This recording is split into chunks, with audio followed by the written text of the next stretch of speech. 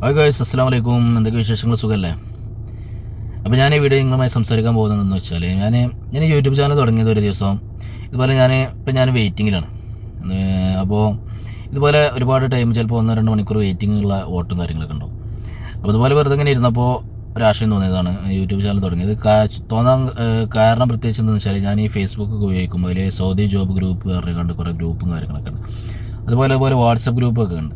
അപ്പോൾ അതിലൊക്കെ ഇത് ഇങ്ങനെ പ്രത്യേകിച്ച് ഔട്ട്ഡോർ ജോലിയെക്കുറിച്ചുള്ള കാര്യങ്ങളും സംശയങ്ങളും ഒക്കെ ചിലർ ചോദിക്കുന്നത് കണ്ടപ്പോൾ നമുക്ക് അറിയുന്ന കാര്യങ്ങൾ മറ്റുള്ളവരുമായി പങ്കുവെക്കുക എന്നുള്ളൊരു ആശയം ഇങ്ങനെ മനസ്സിൽ വന്നപ്പോൾ അങ്ങനെ തുടങ്ങിയതാണ്. അപ്പോൾ ഈ ചാനൽ തുടങ്ങിയതിന് ശേഷം ഞാൻ ഇതിൻ്റെ ഡിസ്ക്രിപ്ഷനിൽ എൻ്റെ ഫോൺ നമ്പർ കൊടുത്തിരുന്നു, വാട്സപ്പ് നമ്പർ കൊടുത്തിരുന്നു. അപ്പോൾ വാട്സപ്പ് നമ്പറിൽ കുറേ ആൾക്കാർ ദിവസേന മെസ്സേജ് അയച്ചിട്ട് ഇങ്ങനെ ഔട്ട്ഡോർ വിസ ഉണ്ടോ, ഔട്ട്ഡോർ ജോലി എങ്ങനെയാണ് കാര്യങ്ങൾ, ഔട്ട്ഡോർ ജോലിൻ്റെ ശമ്പളം എങ്ങനെ, റൂം എങ്ങനെ, ഫുഡ് എങ്ങനെ, എത്ര ചിലവ് വരും, അതുപോലുള്ള കാര്യങ്ങളും കുറേ സംശയങ്ങളും ജോലി ഉണ്ടോ, വിസ ഉണ്ടോ എന്നൊക്കെ ചോദിച്ചിട്ട് മെസ്സേജ് അയക്കലുണ്ട്. ഇടയ്ക്കൊക്കെ മെസ്സേജ് അയക്കലുണ്ട്, കുറേ ആൾക്കാർ മെസ്സേജ് അയച്ചിട്ടുണ്ട്. അപ്പോൾ എനിക്ക് മനസ്സിലായ കാര്യം എന്താണെന്ന് വെച്ചാൽ, അതുപോലെ വരാൻ നിൽക്കുന്നവർ, വിസക്ക് റെഡി ആയിട്ട് വരാൻ നിൽക്കുന്ന ആൾക്കാർ മെസ്സേജ് അയച്ചിരുന്നത്. അപ്പോൾ എനിക്ക് ഇതിൽ മനസ്സിലായ കാര്യം എന്താണെന്ന് വെച്ചാൽ, പലർക്കും പല സംശയങ്ങളുണ്ട്. അപ്പോൾ അങ്ങനെ എനിക്ക് അറിയുന്ന കുറച്ച് സംശയങ്ങൾ വീഡിയോയുമായി ഷെയർ ചെയ്യാമെന്ന് വിചാരിച്ചിട്ടാണ് ഞാൻ ഈ വീഡിയോ ചെയ്യുന്നത്. അപ്പോൾ ഒരുപാട് കാര്യങ്ങളുണ്ട് ഈ വീഡിയോയിൽ പറയുന്നത്, തീർച്ചയായും സ്കിപ്പ് ചെയ്യാതെ കാണാം. ഇങ്ങനത്തെ കാര്യങ്ങൾ ഇതിനെക്കുറിച്ച് അറിയേണ്ടവർ സ്കിപ്പ് ചെയ്യാതെ കാണാം. അതായിട്ടാണ് ചാനൽ കാണുന്നതെങ്കിലും സബ്സ്ക്രൈബ് ചെയ്യുക. കാരണം ഞാൻ അത്യാവശ്യം കുഴപ്പമില്ലാത്ത ജോബ് വേക്കൻസി ഒക്കെ വന്നാൽ ഈ ചാനലിൽ ഞാൻ വീഡിയോയിലൂടെ അറിയിക്കാമെന്ന് വിചാരിച്ചിട്ടുണ്ട്.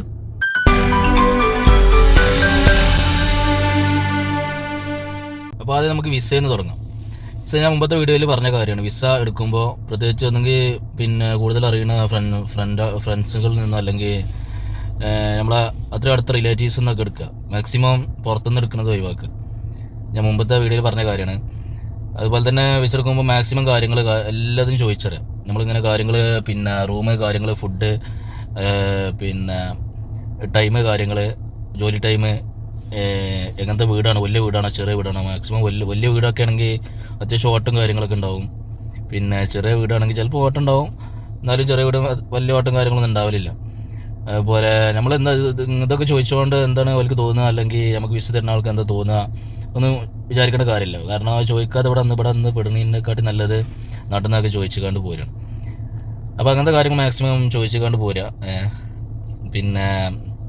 റൂം കാര്യങ്ങൾ, കാരണം അതൊന്നും ചോദിക്കാതെ ഇവിടെ വന്നുകൊണ്ട് കുടുങ്ങിയിട്ട് ഇവിടെ വന്നുകൊണ്ട് സങ്കടപ്പെട്ടിരിക്കുന്ന ഒരുപാട് പേരെ കണ്ടിട്ടുണ്ട്. അവർ ഇതുകൊണ്ട് പറയണം മാക്സിമം കാര്യങ്ങളൊക്കെ നാട്ടിൽ നിന്ന് തന്നെ ചോദിച്ചു പോരും. കാരണം ഇവിടെ പലതരത്തിലുള്ള ആൾക്കാരാണ്, പലതരത്തിലുള്ള വീട്ടുകാരാണ്. നല്ല വീടാണെങ്കിൽ അത്യാവശ്യം കുഴപ്പമില്ലാത്ത സമാധാനം കാര്യങ്ങളൊക്കെ ഉണ്ടാവും. മോശം വീടാണെങ്കിൽ പണി പോളും. നല്ല പ്രത്യേകിച്ച് ഇത് വണ്ടി എടുക്കുന്ന പണിയാണ്, നമ്മൾ ജീവൻ വെച്ചുള്ള കളിയാണ്. അപ്പോൾ സമാധാനം കാര്യങ്ങളൊന്നും ഇല്ലെങ്കിൽ ആ നിലക്ക് വേറെ പല അപകടങ്ങളും കാര്യങ്ങളും ഉണ്ടാകാനുള്ള സാധ്യത കൂടുതലാണ്. അപ്പോൾ അതുകൊണ്ട് തന്നെ ഏതെങ്കിലും ഒരു വിസ കിട്ടിയെന്നുള്ള നിലക്ക് ചാടിക്കയറി പുറപ്പെടുന്നതിന് മുമ്പ് എല്ലാ കാര്യങ്ങളും ചോദിച്ചറിഞ്ഞ ശേഷം മാത്രം കയറിപ്പോരുക. വിസയും കാര്യങ്ങളൊക്കെ റെഡിയായി, മെഡിക്കൽ ടിക്കറ്റും കാര്യങ്ങളൊക്കെ റെഡിയായി നാട്ടിൽ നിന്ന് അവിടുന്ന് കയറിയാൽ, ഇവിടെ നിന്ന് എയർപോർട്ടിൽ ഇറങ്ങിയാൽ ഇത് പുതിയ ആൾക്കാർക്കാണ്, പലർക്കും ഇവിടെ ചിലപ്പോൾ റിലേറ്റീവ്സൊക്കെ ഇവിടെ ഉണ്ടാവും. പക്ഷേ അവർക്ക് എയർപോർട്ടിൽ വന്ന് പിക്ക് ചെയ്യാനുള്ള ടൈമും കാര്യങ്ങളൊന്നും ഉണ്ടാവില്ല. അപ്പോൾ പറയും ഏതൊരു ടാക്സി വിളിച്ച് ഇന്ന സ്ഥലത്തേക്ക് പോരുന്നൊക്കെ. അപ്പം അങ്ങനെയൊക്കെ പറയുമ്പോൾ ശ്രദ്ധിക്കുക. മാക്സിമം ആരെങ്കിലും അറിയുന്ന ആൾക്കാരോട് എയർപോർട്ടിലേക്ക് വരാൻ പറയാം. എന്നിട്ട് അവൻ്റെ ജോലി സ്ഥലത്തേക്ക് പോവുക. അതുപോലെ ആരെങ്കിലും വന്നിട്ട് ചോദിച്ചാൽ നമ്മളെ പാസ്പോർട്ട് കാര്യങ്ങൾ രേഖ ഒന്നും പെട്ടെന്ന് എടുത്ത് കൊടുക്കാതിരിക്കുക. കാരണം അപൂർവമായിട്ടാണെങ്കിലും ഇങ്ങനത്തെ സാഹചര്യങ്ങളിൽ മറ്റുള്ള പല മരുഭൂമികളിലും അടിമടിയൊക്കെ കൊണ്ടുപോയിട്ട് ചിലപ്പം ജോലിക്കുള്ള സാഹചര്യമൊക്കെ ഉണ്ടാവലുണ്ട്. അങ്ങനെ വാർത്തയൊക്കെ നമ്മൾ കേൾക്കാം. ഇത് പുതിയ വരുന്ന യാതൊരു ഐഡിയ ഇല്ലാത്ത ആൾക്കാർക്ക് വേണ്ടിയിട്ടാണ് ഞാൻ ഈ ഷെയർ ചെയ്യുന്നത്. അപ്പോൾ ഏതെങ്കിലും ഒരാൾ വന്നേക്കാണ്ട് എൻ്റെ പാസ്പോർട്ട് കാട്ട്, അല്ലെങ്കിൽ ഇത് കാട്ട്, മറ്റേ കാട്ട് എന്ന് പറഞ്ഞാണ്ട് ആരെങ്കിലും വന്നുകാണ്ട് ഇതാക്കിയ ചോദിച്ചാൽ പാസ്പോർട്ട് എടുത്ത് കൊടുക്കുക, അല്ലെങ്കിൽ ആളെ കൂടെ വണ്ടി കയറി പോവുകയൊന്നും ചെയ്യരുത്. എന്ന് പറയാൻ കാരണം എന്ന് വെച്ചാൽ ഇങ്ങനത്തെ കാര്യങ്ങളൊക്കെ സംഭവിക്കുന്നതാണ്, വാർത്തയും കാര്യങ്ങളൊക്കെ കാണാം. അപ്പോൾ പുതിയ വരുന്ന യാതൊരു ഐഡിയ ഇല്ലാത്തവർക്കൊക്കെ ഇതൊരു ഉപകാരമാവും എന്നുള്ളൊരു രീതിയിലാണ് ഞാൻ ഈ കാര്യങ്ങളൊക്കെ പറയുന്നത്. ഓക്കെ. പിന്നെ നമ്മളെ ഫസ്റ്റ് ദിവസത്തെ എക്സ്പീരിയൻസ് എന്ന് പറഞ്ഞാൽ നമ്മൾ വിചാരിക്കും ഇവിടെ നാട്ടിൽ നിന്ന് ഇപ്പോൾ എയർപോർട്ടിൽ നിന്ന് നമ്മളെ സൗദി നമ്മളെ അറബി നമ്മളെ കൂട്ടി കൊടുന്ന് അല്ലെങ്കിൽ നമ്മളെ റിലേറ്റീവ് നമ്മളെ കൂട്ടി കൊടുന്ന് നമ്മളെ റൂമിൽ കൊടുന്നാക്കി. അപ്പോൾ നമ്മൾ വിചാരിച്ചു 2 ദിവസം റെസ്റ്റ് എടുത്തിട്ട് 3-ാമത്തെ ദിവസമൊക്കെ ജോലിക്ക് ഇറങ്ങാം. എന്നാൽ അങ്ങനെയല്ല. ചിലപ്പോൾ നമ്മൾ റൂമിൽ കയറ്റി റൂമിൽ നിന്ന് നമ്മളെ പെട്ടിയും കാര്യങ്ങളൊക്കെ റൂമിൽ കൊടുന്ന് വെച്ച് ഏതെങ്കിലും ഇപ്പോൾ നമ്മുടെ നാട്ടിൽ ഏതെങ്കിലും പിന്നെ ഉള്ളേരിയിലൊക്കെ കയറും നമുക്ക് സ്വാഭാവികമായിട്ടും പിന്നെ ഒരു അന്യരാജ്യത്ത് വന്നിട്ട് ഒരു വലിയ വീടിൻ്റെ ഏതെങ്കിലും ഒരു കോണിൽ ഒരു ചെറിയ റൂമിലൊക്കെ കയറപ്പോഴും ആ ടൈമിൽ നമ്മൾ സ്വാഭാവികമായിട്ടും നമുക്ക് ഒരുപാട് സങ്കടവും കാര്യങ്ങളും നാട്ടിലത്തെ ഓർമ്മകളും കാര്യങ്ങളും എല്ലാം വരും. അപ്പോൾ ആ ഒരു സാഹചര്യമൊക്കെ കയറാം ഫസ്റ്റ് റൂമിൽ കണ്ട് കിടക്കുമ്പോൾ. പക്ഷേ പിന്നെ 2 ദിവസം റെസ്റ്റ് എടുത്ത് കണ്ട് 3-ാമത്തെ ദിവസം ജോലിക്ക് ഇറങ്ങുക എന്നുള്ളതൊന്നുമില്ല. ഇവിടെ എപ്പോഴും വന്ന് എയർപോർട്ടിൽ ഇവിടെ ഇറങ്ങിയോ നമ്മളിവിടെ ജോലിയും നമ്മുടെ സാലറിയും ജോലിയും ഇവിടെ ചാലു ആയിട്ടുണ്ടാവും. അതുകൊണ്ട് തന്നെ നമ്മൾ റൂമിൽ വന്ന് ഇറങ്ങി കഴിഞ്ഞാൽ ചിലപ്പോൾ നമ്മൾ സൗദി എന്ന് കണ്ട് പറയും ഞാൻ മമ്മ താൽ മിശ്വാറുണ്ട് അറിയും, അതായത് ഓട്ടുണ്ട് അറിയും. അപ്പോൾ അതാണ് സാഹചര്യം. അതുകൊണ്ട് തന്നെ നാട്ടിൽ നിന്ന് കണ്ട് കയറുമ്പോൾ ഏത് സമയവും ജോലി ആക്കാരെന്നുള്ളൊരു ചിന്തയിൽ മാത്രം കയറുക. നല്ല ക്ഷമയും കാര്യങ്ങളും ആ ഒരു ചിന്ത.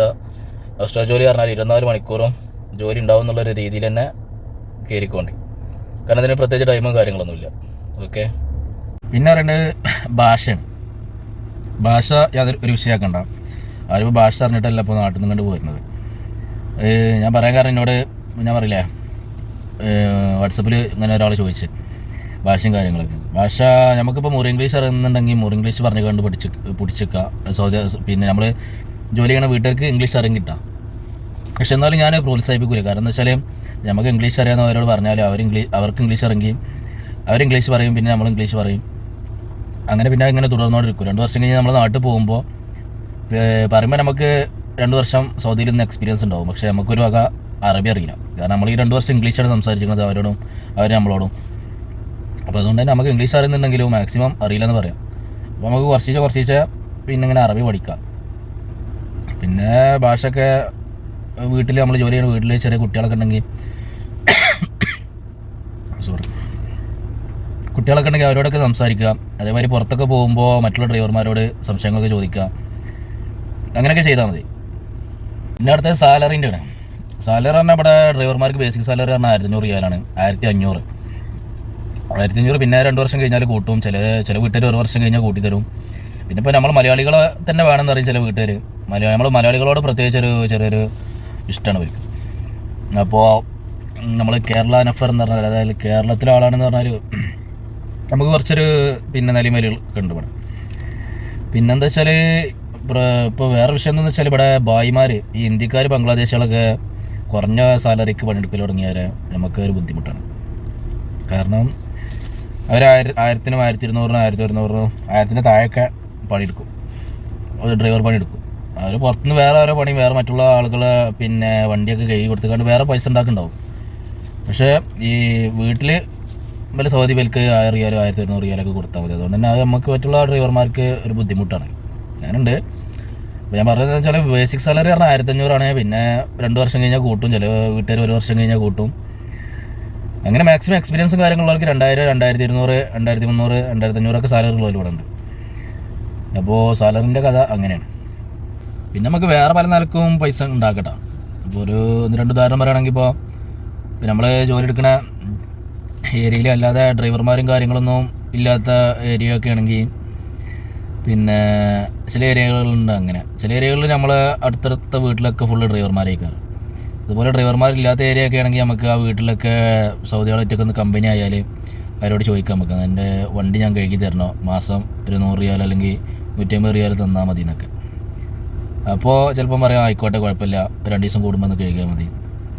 അപ്പോൾ ആ വകയിൽ നമുക്ക് അങ്ങനെയൊക്കെ വണ്ടികളൊക്കെ അതിന് നമുക്ക് ടൈം വേണം. അപ്പോൾ അങ്ങനെ പൈസ ഉണ്ടാക്കുക. അതുപോലെ നമ്മളെ വീടിൻ്റെ അടുത്ത് എന്തെങ്കിലും പിന്നെ ഈ ചെറിയ ബഗാല പറഞ്ഞാൽ സൂപ്പർ മാർക്കറ്റ് അങ്ങനെ എന്തെങ്കിലും കടകളൊക്കെ ഉണ്ടെങ്കിൽ, അതുപോലെ ഈ കഫ്തീരിയ അതായത് സാൻഡ്വിച്ച് കാര്യങ്ങൾ അങ്ങനത്തെ ഇതൊക്കെ ഉണ്ടെങ്കിൽ പിന്നെ അവരോടൊക്കെ ഒന്ന് കമ്പനി ആയിട്ട് അവിടെ എന്തെങ്കിലുമൊക്കെ ചെറിയ ജോലിയും കാര്യങ്ങളൊക്കെ ഉണ്ടെങ്കിൽ അതൊക്കെ ചെയ്ത് കൊടുത്തുകൊണ്ടൊക്കെ പൈസ ഉണ്ടാക്കാം. അപ്പോൾ അങ്ങനെയൊക്കെ ജോലി ചെയ്യുമ്പോൾ പ്രത്യേകം ശ്രദ്ധിക്കേണ്ടതെന്ന് വെച്ചാൽ ചെക്കിങ്ങും കാര്യങ്ങളൊക്കെ ഉണ്ടാവും. അപ്പോൾ അതിലൊന്നും അതിലൊന്നും പിടിക്കപ്പെടരുത്. അതൊക്കെ ശ്രദ്ധിച്ച് കണ്ട് അങ്ങനെയൊക്കെ ചില്ലറ കാര്യങ്ങളൊക്കെ ചെയ്തിക്കാണ്ട് പിന്നെ പൈസ ഒക്കെ ഉണ്ടാക്കാം. പിന്നെ ഞാൻ ഫസ്റ്റത്തെ ഏതൊരു വീഡിയോയിൽ പറഞ്ഞ പോലെ തന്നെ 1500 ഉള്ളൂ എന്ന് വെച്ച് കണ്ട് പിന്നെ ആ സാലറി ചിലവും കാര്യങ്ങളൊക്കെ കഴിഞ്ഞ് ബാക്കിയുള്ള നമ്മൾ നാട്ടിൽ കിട്ടില്ല എന്നുള്ളൊരു രീതിയിൽ പിന്നെ മടിച്ചൊക്കെ നിൽക്കണ്ട. അത്യാവശ്യം കുഴപ്പമില്ലും കാര്യങ്ങളൊന്നും ഇല്ലാത്ത വീടും കാര്യങ്ങളൊക്കെയാണ് വിസ നിങ്ങൾക്ക് കിട്ടുന്നത് വെച്ചാൽ കയറി പോരി. കാരണം 2 വർഷം 1500 റിയാലാണെങ്കിലും ഇതിലെന്തെങ്കിലും ചെറിയ മിച്ചം പിടിക്കുക. പക്ഷേ പിന്നെ ഇവിടെ പിന്നെ ഒരു എക്സ്പീരിയൻസ് ആവും, ഭാഷ പഠിക്കുക. അതിനുശേഷം മറ്റുള്ള ജോലിക്കോ അല്ലെങ്കിൽ മറ്റുള്ള കമ്പനിക്കൊക്കെ ചാടാം. അതുകൊണ്ട് ഫസ്റ്റത്തെ 2 വർഷങ്ങൾ സാലറി ഒരു വിഷയമാക്കിക്കാണ്ട് നിൽക്കണ്ട. ജോലി കിട്ടുകയാണെങ്കിൽ നേരെ പോരി. പിന്നെ ലീവിൻ്റെ കാര്യം, സൗദി ഡ്രൈവർമാർക്ക് പ്രത്യേകിച്ച് ലീവും കാര്യങ്ങളൊന്നുമില്ല. നിയമപരമായിട്ട് ഇവിടെ എന്തൊക്കെ ലീവും കാര്യങ്ങളും ഒരു ദിവസം ലീവോ അങ്ങനെ എന്തൊക്കെ കൊടുക്കണം എന്നൊക്കെ നിയമത്തിലുണ്ട് തോന്നുന്നു. പക്ഷേ അതൊന്നും ഇവിടെ നടപ്പിലാക്കലൊന്നുമില്ല. പിന്നെ ചിലർക്ക് ചിലപ്പോൾ വെള്ളിയാഴ്ച ലീവ് ഉണ്ടാവും, ചിലർക്ക് ശനിയാഴ്ച ലീവ് ഉണ്ടാവും, ചിലർക്ക് എല്ലാ ദിവസം ലീവ് ഉണ്ടാവും. അതൊക്കെ ഓരോരുത്തരുടെ സാഹചര്യത്തിനനുസരിച്ചാണ്. പ്രത്യേകിച്ച് ലീവും കാര്യങ്ങളൊന്നും ഇല്ല. 24 മണിക്കൂറും ഏത് സമയവും ഓട്ടം വരാം, കോള് വരാം. അപ്പോൾ പ്രത്യേകിച്ച് ലീവ് എന്ന് പറഞ്ഞിക്കൊണ്ടൊരു സംഗതി ഇല്ല. എന്നാലും ലീവ് കൊടുക്കണവരുണ്ട്, ആഴ്ചയിൽ ഒരു ദിവസം ലീവ് കൊടുക്കണവരും അതൊക്കെ ഉണ്ട്. അതൊക്കെ ഞാൻ പറഞ്ഞില്ല, നമുക്കൊരു ഭാഗ്യം പോലെ ഇരിക്കും. പിന്നെ ചിലവ് പറഞ്ഞാൽ സാലറി പഴയ മാതിരി പിന്നെ 10 വർഷത്തെ സാലറി ആണെങ്കിലും 10 വർഷം മുമ്പുള്ള സാലറിയാണ് ഇപ്പോഴും ബേസിക്കായിട്ട് കൊടുക്കണമെന്നുണ്ടെങ്കിലും ചിലവ് 10 വർഷത്തെ മുമ്പത്തെ മാതിരിയല്ല. അപ്പോൾ ഞാൻ 2015 കണ്ട് കയറുമ്പോൾ 1 റിയാലിൻ്റെ സാധനം ഇപ്പോൾ 3 റിയാൽ 4 റിയാലൊക്കെയാണ്. അപ്പോൾ നമ്മൾ ചിലവ് കൂടുതലാണ് ഇപ്പോൾ. പ്രത്യേകിച്ച് നെറ്റിനൊക്കെയാണ് നമുക്ക് കൂടുതൽ ചിലവ് വരിക. നെറ്റിന് ഒരു മാസം പിന്നെ 100 റിയാലും 110 റിയാൽ മുതൽ 150 റിയാൽ വരെ വരും. പിന്നെ വൈഫൈ ഒക്കെ ഉള്ള വീടാണെങ്കിൽ നമുക്ക് പാസ്വേഡ് ചോദിച്ചാൽ വൈഫൈ ഉണ്ടാവും. അപ്പോൾ നമുക്ക് പുറത്തൊക്കെ പോകുമ്പോൾ എന്തെങ്കിലും നെറ്റ് യൂസ് ചെയ്യണമെങ്കിൽ അല്ലെങ്കിൽ ഗൂഗിൾ മാപ്പ് യൂസ് ചെയ്യണമെങ്കിലൊക്കെ നമുക്ക് ഫോണിൽ പിന്നെ നെറ്റ് കയറ്റിന് വേണ്ടി വരും. അപ്പോൾ നെറ്റിനാണ് പ്രത്യേകിച്ച് ഇവിടെ ചിലവും കാര്യങ്ങളും ഒന്ന്. പിന്നെ ഇപ്പോൾ നമ്മൾ പഴയ വീട്ടിൽ പിന്നെ വൈഫൈ ഉണ്ടെങ്കിൽ നമുക്ക് എന്തെങ്കിലും ചെറിയ നെറ്റ് എന്തെങ്കിലും കയറ്റിയാൽ മതി. നമ്മൾ റൂമിലാകുമ്പോൾ വൈഫൈ യൂസ് ചെയ്യാം, പുറത്ത് പോകുമ്പോൾ യൂസ് ചെയ്യാൻ വേണ്ടിയിട്ട് എന്തെങ്കിലും ചെറിയൊരു പിന്നെ നെറ്റ് കയറ്റിയാൽ മതി. അതേപോലെ നമ്മൾ പഴയ വീടിൻ്റെ അടുത്തൊക്കെ എവിടെയെങ്കിലുമൊക്കെ വൈഫൈ സെർച്ച് ചെയ്തിട്ട് അടുത്ത വീട്ടിലൊക്കെ ഉണ്ടെങ്കിൽ അവരോടൊക്കെ ഒന്ന് കമ്പനി ആയിക്കാണ്ട് പാസ്വേഡൊക്കെ ചോദിച്ചാൽ ചിലപ്പം തരും. പിന്നെ ഇപ്പോൾ ചിലവ് വരുന്നത് ഫുഡിനാണ്. ഫുഡ് സൗദി അറേബ്യയിൽ, ദുബായിൽ, അതുപോലെ UAE-ലൊക്കെ മറ്റുള്ള കൺട്രിയിലൊക്കെ ഓസ്ട്രേലിയന്മാർക്ക് ഫുഡ് കൊടുക്കും തോന്നുന്നു. സൗദിയിൽ അങ്ങനെ ഒരു ഫുഡ് കൊടുക്കലില്ല. പക്ഷേ ചില ചിലർ ഭാഗ്യത്തിനനുസരിച്ച് ചില വീട്ടുകാർ ചിലപ്പം കൊടുക്കലൊക്കെ ഉണ്ട്. പിന്നെ സംബന്ധിച്ച് എനിക്ക് രാത്രിക്കത്തെ ഫുഡ് വീട്ടിൽ നിന്നാണ് കിട്ടൽ. അപ്പോൾ അതേപോലെ രാത്രിക്കത്തെ ഫുഡ് കിട്ടുന്ന പോലുണ്ട്, പിന്നെ 2 നേരത്തെ കിട്ടുന്ന പോലുണ്ട്, 3 നേരത്തും കിട്ടുന്ന പോലുണ്ട്, അങ്ങനെയൊക്കെ ഉണ്ട്. പക്ഷേ ഫുഡ് ഉണ്ട് എന്നുള്ളൊരു ഉറപ്പ് വെച്ച് കണ്ട് ഒരിക്കലും കണ്ട് പോരാൻ നിൽക്കണ്ട. പിന്നെ ഇപ്പം എന്നെ സംബന്ധിച്ച് എൻ്റെ ചിലവ് എന്ന് പറഞ്ഞാൽ നമുക്ക് രാത്രി വീട്ടിൽ നിന്ന് ഫുഡ് കിട്ടുന്നുണ്ടെങ്കിലും എൻ്റെ നെറ്റ് വൈഫൈ ഉണ്ട്. പക്ഷേ എന്നാലും ഞാൻ മൊബൈലിൽ നെറ്റ് കയറ്റും. അപ്പോൾ ഒരു അല്ലറ ചില്ലറ ചിലവും കാര്യങ്ങളെല്ലാം കൂടെ കൂട്ടിയൊരു 350-400 റിയാലോളം ഒരു മാസം ചിലവ് വരും. ഓരോരുത്തർക്കും ഓരോ ഡിപ്പെൻഡാണ്, ഓരോ ഇതിനനുസരിച്ചാണ്. ഇപ്പോൾ സിഗരറ്റ് വലി അല്ലെങ്കിൽ അങ്ങനത്തെ ഓരോ കാര്യങ്ങളൊക്കെ ഉണ്ടെങ്കിൽ അവർക്ക് അതിലേറെ ചിലവ് വരും. പിന്നെ അത്യാവശ്യം കുഴപ്പമില്ലാത്ത രീതിയിൽ ഫുഡ് കഴിക്കണവർക്കാണെങ്കിൽ അങ്ങനെ ചിലവ് വരും. ഇതൊക്കെ ഓരോരുത്തരുടെ ജീവിതത്തിൻ്റെ ഓരോ ഇതിനനുസരിച്ചാണ്, ലൈഫ് സ്റ്റൈലിനനുസരിച്ചാണ് ചിലവും കാര്യങ്ങളൊക്കെ. ഇപ്പോഴത്തെ ഡ്രൈവിങ്ങാണ്. ഡ്രൈവിങ്ങിനെ കുറിച്ച് പറഞ്ഞാൽ പിന്നെ നാട്ടിൽ ഏത് വണ്ടി ഓടിച്ചോട്ടെ, എത്ര വണ്ടി ഓടിക്കാൻ അറിയാത്തവർക്കും കുറച്ച് ധൈര്യം കാര്യങ്ങളുണ്ടെങ്കിൽ ഇവിടെ നിന്ന് കണ്ടിട്ട് പിന്നെ ഡ്രൈവ് ചെയ്യുക. അതിലൊന്നും യാതൊരു ബുദ്ധിമുട്ടും യാതൊരു പേടിയും വേണ്ട. പിന്നെ നിങ്ങൾക്ക് കിട്ടുന്ന വണ്ടി ചിലപ്പോൾ നാട്ടിൽ നമ്മൾ പിന്നെ ചെറിയ വണ്ടിയൊന്നും ആവില്ല, വലിയ വണ്ടിയാവും. ബെൻസിൻ്റെ അല്ലെങ്കിൽ BMW അല്ലെങ്കിൽ GMC അങ്ങനെ ഒരുപാട് വലിയ കമ്പനികളുടെ വലിയ വണ്ടികളായിരിക്കും. ചിലപ്പോൾ ചെറിയ വണ്ടിയായിരിക്കും. ഒരു വീട്ടിൽ തന്നെ 2, 3, 4 വണ്ടികളൊക്കെ ഉപയോഗിക്കേണ്ട സാഹചര്യം ഉണ്ടാവും. അപ്പോൾ ഏത് വണ്ടിയാണെങ്കിലും ഓട്ടോമാറ്റിക് ഗിയറാണ് വരുന്നത്. വിഷയം എന്ന് വെച്ചാൽ റോഡിൽ ഇറങ്ങിയതിന് ശേഷമാണ് വിഷയം. സിഗ്നലും കാര്യങ്ങളും മറ്റുള്ളതൊക്കെ. ഇപ്പോൾ ഒരു സിഗ്നലിൽ റെഡ് കട്ട് ചെയ്താൽ 3000 റിയാലൊക്കെയാണ് ഫൈൻ വരും. 3000 റിയാൽ എന്ന് പറഞ്ഞാൽ അറിയില്ല, നാട്ടിലൊരു 70,000 75,000 റുപ്യോളം ആവും. അപ്പോൾ അതൊക്കെ ശ്രദ്ധിക്കുക. പിന്നെ നമ്മളെ വീട്ടിലെ ജോലി കാര്യങ്ങളെന്ന് പറഞ്ഞാൽ ചിലപ്പം ഡ്രൈവർ പണി മാത്രമാവില്ല. അപ്പോൾ ഫസ്റ്റായിട്ട് വരുന്നവർ ആ ഒരു കാര്യം കൂടെ മനസ്സിലിട്ട് കണ്ടു വരും, ഏത് പണിയും എടുക്കേണ്ടി വരും എന്നുള്ളൊരിത്. ഏത് പണിയെന്ന് പറഞ്ഞാൽ ചിലപ്പം മുറ്റം കഴുകാണ്ടാവും, ചിലപ്പം ചെടികൾക്ക് വെള്ളം നനക്കാണ്ടാവും, അങ്ങനത്തെ എല്ലാവരും ചില്ലറ പണിയും കാര്യങ്ങളൊക്കെ ഉണ്ടാവും. അതൊക്കെ ഫസ്റ്റത്തെ 2 വർഷം നമ്മൾ എന്തായാലും എടുക്കേണ്ടി വരും. നമുക്കൊരു എക്സ്പീരിയൻസ് ആണ് അതൊക്കെ. അതിനുശേഷം പിന്നെ നമുക്ക് വേണമെങ്കിൽ പറയാം ഈ പണി എടുക്കണമെങ്കിൽ വേറെ പിന്നെ അതിന് പ്രത്യേകിച്ച് വേറെ പൈസ തരണം, അല്ലെങ്കിൽ പിന്നെ മുറ്റം കഴുകണതിന് വേറെ പൈസ തരണം എന്നൊക്കെ. പിന്നെ 2 വർഷം കഴിഞ്ഞിട്ട് നമ്മളെ വീട്ടിലേക്ക് തന്നെ വരികയാണെങ്കിൽ നമുക്ക് പറയാം. ഫസ്റ്റത്തെ 2 വർഷം അങ്ങനെ ഒരു എക്സ്പീരിയൻസ് ആയി കൂട്ടിയാൽ മതി. അതിൽ ബുദ്ധിമുട്ടും കാര്യങ്ങളൊന്നും വിചാരിക്കേണ്ട ആവശ്യമില്ല. അത് സാധാരണ എല്ലാവരും ചെയ്യുന്ന കാര്യമാണ്. അപ്പോൾ ചിലവർ വന്ന് കണ്ട് നമ്മളിപ്പോൾ പ്രത്യേകിച്ച് ഒരു കാര്യം പറയാനുള്ളതെന്ന് വെച്ചാൽ നമ്മളിപ്പോൾ ഒരു വീട് ഡ്രൈവർ ആയിട്ട് വന്നാൽ ചിലപ്പം ആ വീടിൻ്റെ തൊട്ടടുത്ത് കുറേ വർഷങ്ങളായിട്ട് ഡ്രൈവർ പണി എടുക്കുന്ന ഏതെങ്കിലും മലയാളി ഉണ്ടാവും, പ്രത്യേകിച്ച് മലയാളി. അപ്പോൾ പറയും ഇഞ്ചെന്തിനാണ് പിന്നെ മുറ്റം കഴുകി കൊടുക്കണം, അല്ലെങ്കിൽ ഇഞ്ചെന്തിനാ ആ പണി എടുക്കുന്നത്, ഇഞ്ച് ഡ്രൈവർ പണിക്ക് വന്നതല്ല, ഡ്രൈവർ പണി മാത്രം എടുത്താൽ മതി എന്നൊക്കെ പറഞ്ഞാൽ നമ്മളെ മൂച്ച് കയറ്റും. നമ്മളെന്ത് ചെയ്യും, ഓൻ്റെ പറച്ചിലിട്ട് കണ്ട് ഇവിടെ നിൽക്കാണ്ട് വീട്ടിൽ കച്ചറ ഉണ്ടാക്കും, എനിക്ക് ആ പണിയെടുക്കാൻ പറ്റില്ല. എന്നിട്ട് നമ്മളും വീട്ടുകാരും കൂടെ ഒരു പിന്നെ അരോഗ്യത്തിലാവും. അപ്പോൾ അതൊന്നും നോക്കണ്ട, പുറത്തുള്ള എനിക്ക് ഫസ്റ്റ് തന്നെ പറയാനുള്ളത് പിന്നെ മറ്റുള്ളവർ പറയണത് കേട്ടുകാണ്ട് ഒരിക്കലും ചെയ്യാൻ നിൽക്കരുത്. അവനതിൻ്റെ പിന്നെ ഞാൻ പറയില്ല, കുറച്ച് ക്ഷമയും കാര്യങ്ങളും കുറച്ച് പിന്നെ ബുദ്ധിമുട്ടും കാര്യങ്ങളൊക്കെ ഫസ്റ്റ് ഉണ്ടാവും. അപ്പോൾ അതിന് തന്നെ അത് പറ്റൂല എന്നൊക്കെ പറഞ്ഞാൽ നമ്മൾ വീട്ടുകാർക്ക് പിന്നെ നമ്മൾ പണിയെടുക്കുന്ന വീട്ടുകാർ നമ്മളും കൂടെ ഒരു എന്താ പറയുക ഒരു ഡിസ്റ്റൻസ് ചെയ്യുമായിരുന്നു മാനസികമായിട്ട്. അത് നമുക്ക് തന്നെ ആവും അതിൻ്റെ ബുദ്ധിമുട്ട് ലാസ്റ്റ്. ഇത് വെച്ച് എല്ലാ പണിയെടുക്കണം എന്നല്ല ഞാൻ പറയണത്, അത്യാവശ്യം പിന്നെ നമുക്ക് പറ്റുന്ന ചെറിയ പണിയും കാര്യങ്ങളൊക്കെ എടുത്ത് കൊടുക്കുക.